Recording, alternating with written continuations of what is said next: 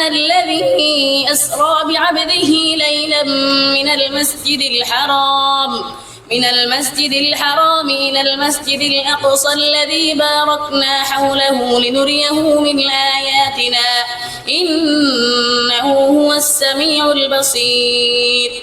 وآتينا موسى الكتاب وجعلناه هدى لبني إسرائيل ألا تتخذوا من دوني وكيلا ذرية من حملنا مع نوح إنه كان عبدا شكورا. وقضينا إلى بني إسرائيل في الكتاب لتفسدن في الأرض مرتين ولتعلن علوا كبيرا.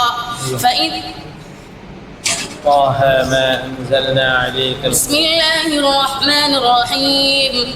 طه ما أنزلنا عليك القرآن لتشقى إلا تذكرة لمن يخشى تنزيلا ممن خلق الأرض والسماوات العلى الرحمن على العرش استوى له ما في السماوات وما في الأرض وما بينهما وما تحت الثرى وإن تجهر بالقول فإنه يعلم السر وأخفى الله لا إله إلا هو له الأسماء الحسنى.